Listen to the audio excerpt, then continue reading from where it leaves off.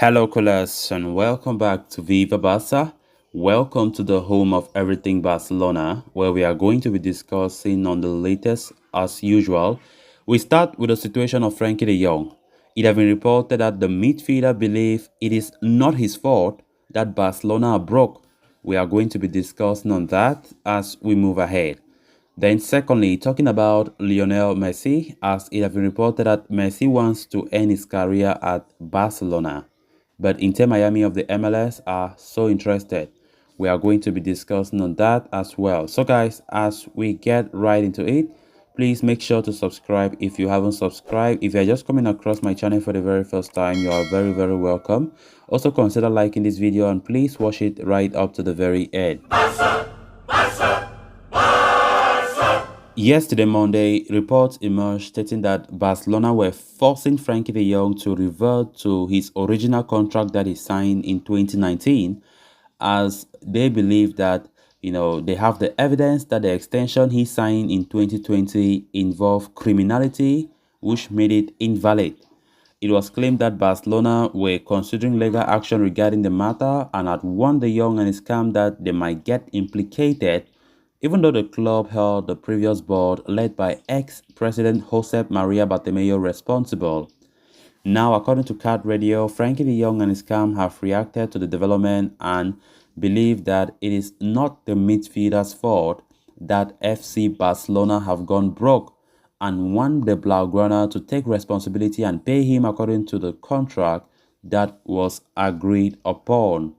It is claimed that the Dutchman's can believe that they more than played their part in helping the club, settling for wages as less as 3 million euros back in 2020-21 and 6 million euros last season, which they consider is well below the level of the midfielder, and now want Barca to hold up their end of the deal.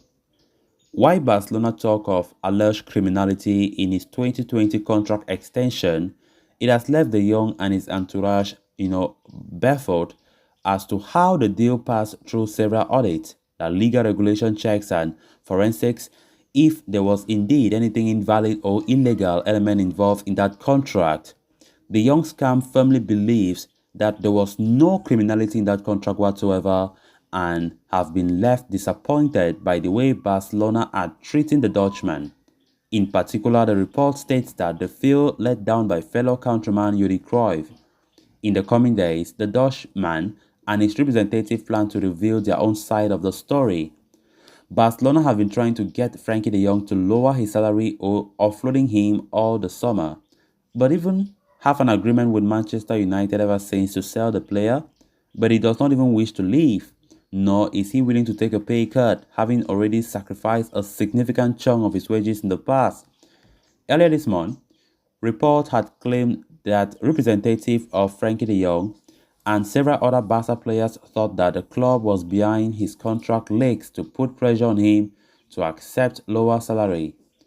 The latest development seemingly adds more credence to these claims, with the Dutch Players Union chairman Evgeny Levchenko accusing Barcelona of exalting Frenkie de Jong. It will certainly be interesting to see how this story develops and whether Frenkie de Jong still wants to remain at this club once the dust settles on this entire episode. Just like I mentioned yesterday when I brought this report of illegality that Barca claimed that they have seen in Frenkie de Jong's 2020 contract. Come on, I see this entire fiasco turning out to be a very, very nasty one. But I don't understand all this.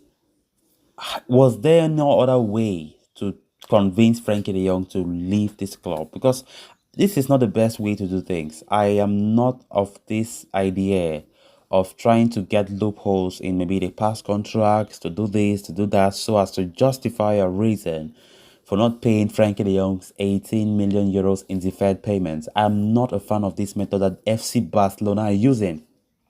So, as it stands right now, Frankie de Jong is not happy. No player should be happy with this kind of situation. It's not the best option, right? Barcelona believe that they have the right, the audacity to do what they want to do. But I'm just being honest with my analysis here, guys. Frankie de Jong has a contract with his club. Frenkie de Jong have every right not to abide to any contract or to any pay cut. So there's that feeling of, pushing me or forcing me to do something which I don't even have any obligation to do. That's just a feeling now for Frenkie de Jong. And, Frenkie de Jong and his agent have grown very mad at FC Barcelona, especially when this news break out about criminality and illegality, whatever, in the contract that Jose Maria Bartomeu signed with him back in 2020. But they are saying that Barcelona are blaming, Bartomeu's regime for that, more on, that illegal contract. But, the Frankie de Jong's camp have come out and really, made their minds clear to FC Barcelona that they don't care. It's not their fault. It's not Frankie de Jong's fault that Barcelona have gone broke, and they believe that they are still owed their huge payments. So of course, Barca are just trying to, as we know, they know that paying that huge amount to Frankie that is being owed, it's not an easy thing. So getting this evidence or whatever of illegality or invalidity in his contract that was extended in 2020 will help them not to pay that amount. But the matter will be a very, very long and complicated one, because what we are getting is Barca will take it to the court so that the court will go through and see if it is valid, the claim is valid. Then if actually Barca is right, then Bartomeu will go in for it. Frankie de Jong will not be owed any salary again, and his contract will end in 2024, not 2026. And what we are getting is not only Frankie de Jong, Lenglet, who extended his contract, and some other players, I think four of them, PK as well, their contract extensions will not be valid. So let's see how this matter ends up. Then on to the next story of discussion. A recent report from Xavi Campos has offered a detailed update on Barcelona's pursuit of Lionel Messi. The Argentine international has become the club's transfer priority in 2023, with Xavi determined to secure his return following his abrupt departure from Camp Nou last summer. As per this journalist, Messi's path to a return to Barca appears to be clear for now, with everything indicating a reunion between the player and the club next year.